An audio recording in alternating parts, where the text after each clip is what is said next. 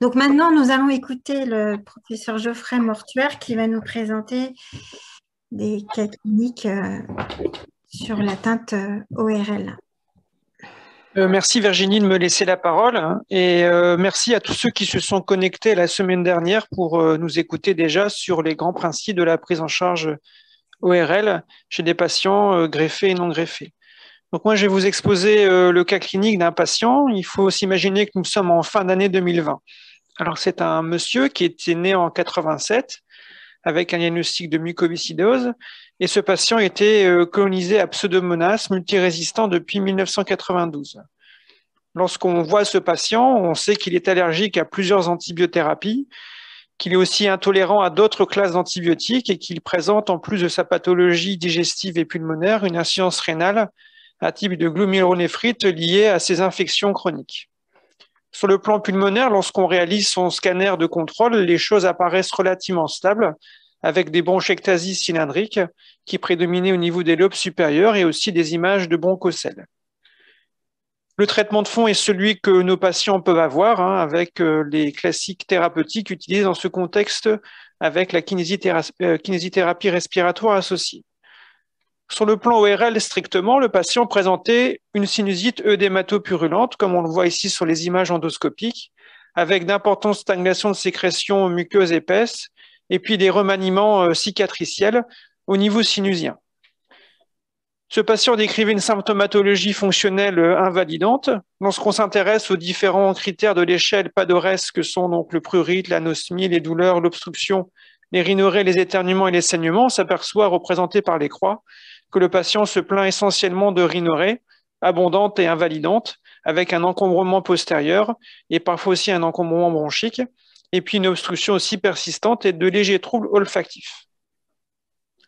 Sa gêne globale est mesurée par échelle visuelle à 6 sur 10, et le score SNOT 22 qui vous a été évoqué dans des précédentes présentations était considéré comme élevé car mesuré à 55 sur 110.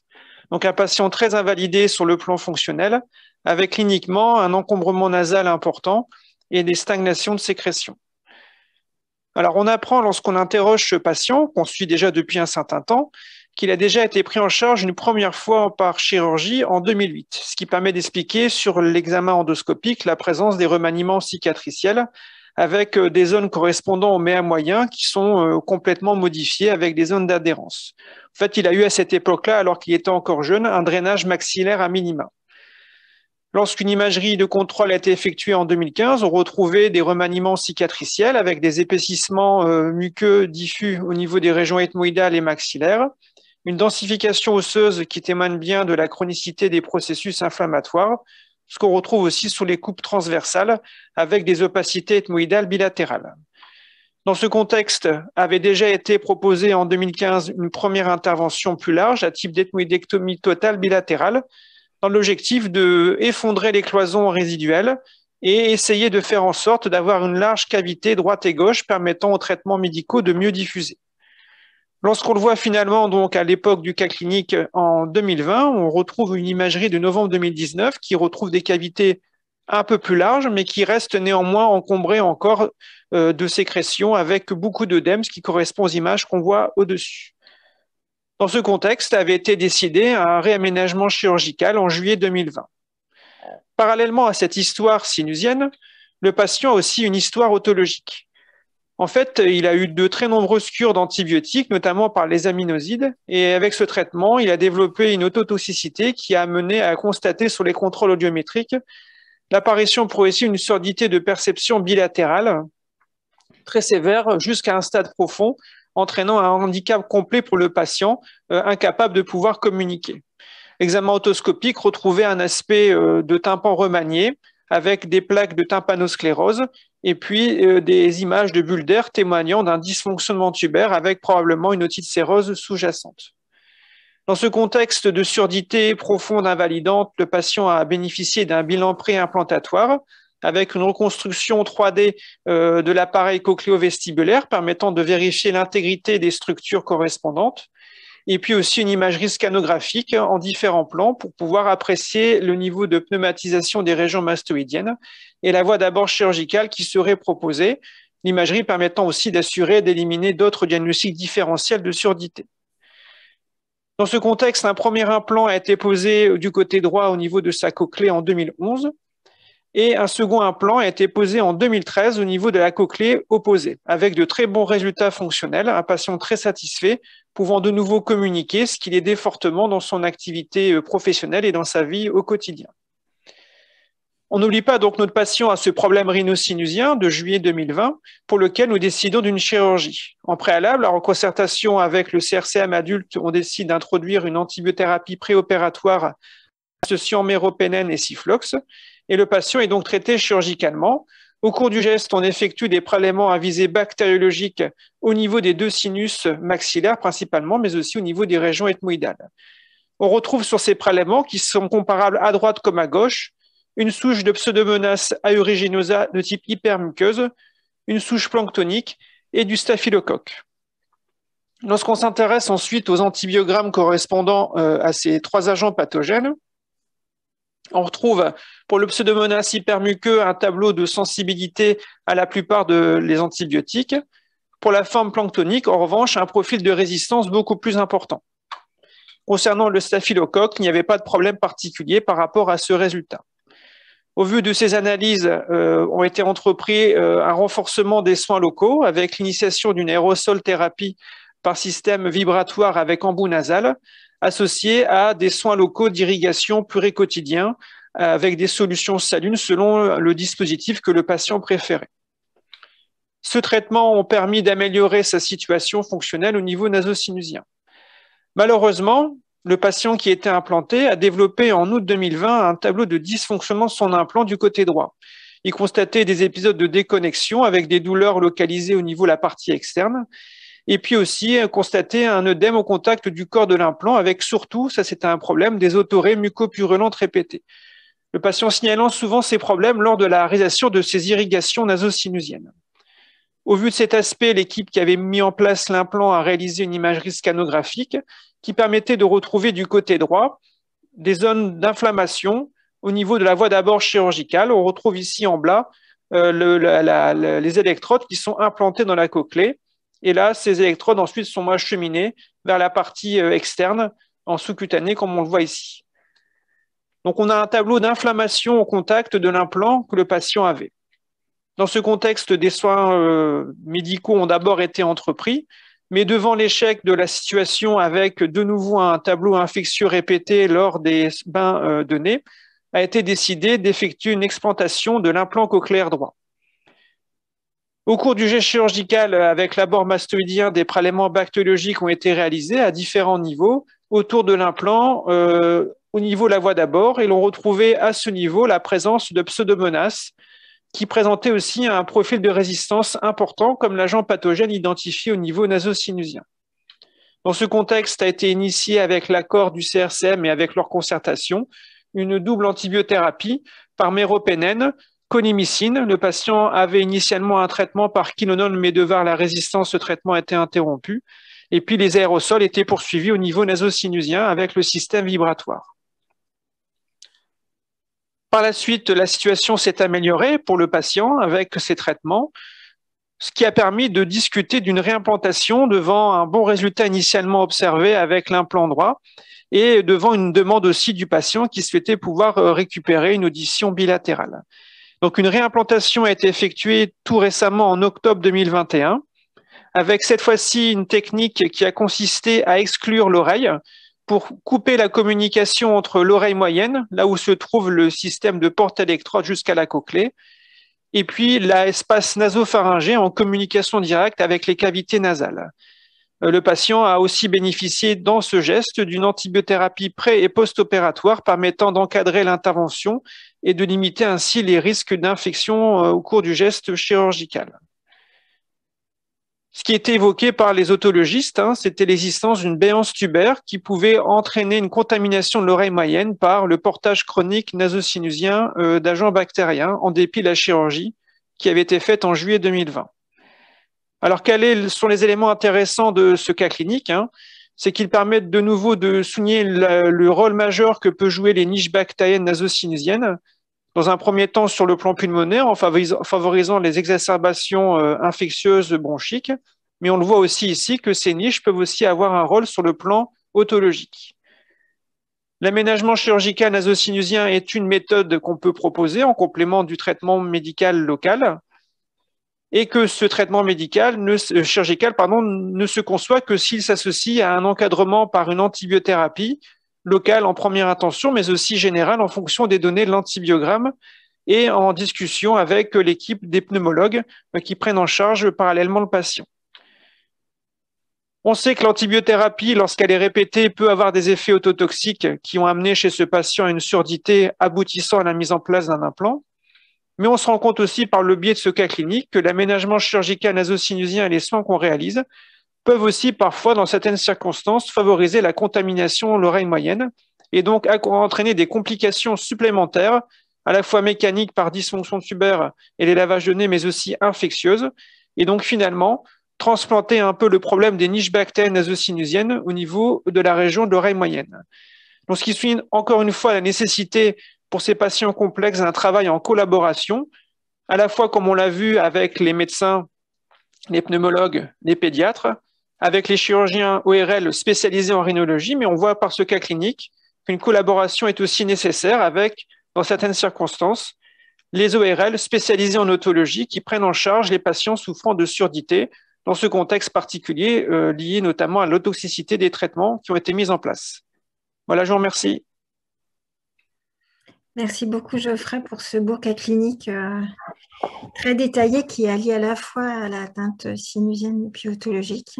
Alors moi, je vais plutôt parler de rhinologie pour le coup.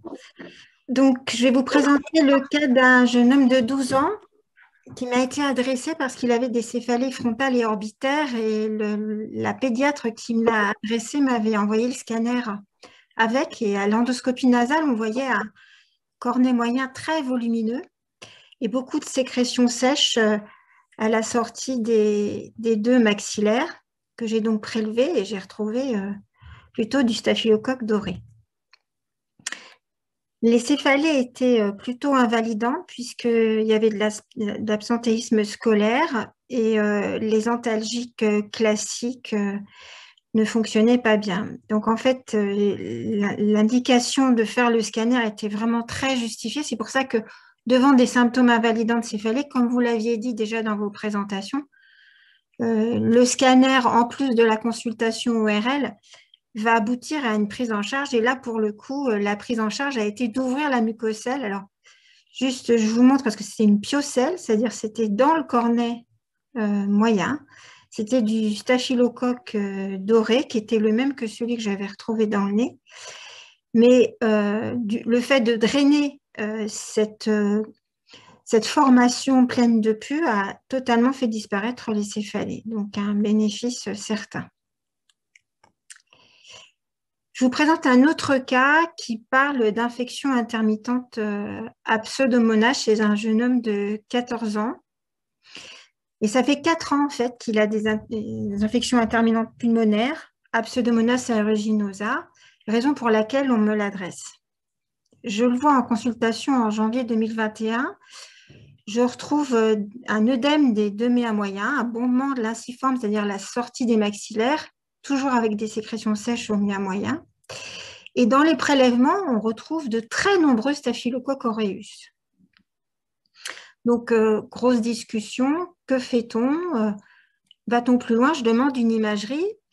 Et ce que je m'aperçois, c'est qu'en fait, il y a une rétention très importante au niveau du sinus maxillaire gauche, un meilleur drainage au niveau du sinus maxillaire droit, mais on se dit, est-ce qu'il n'y aurait pas du pseudomonas là-dedans? Donc, en fait, ce qu'on a fait, c'est qu'en février 2021, je lui ai ouvert en fait l'ethmoïde antérieur gauche, c'est-à-dire les cavités qui étaient bouchées, et j'ai ouvert le sinus maxillaire droit.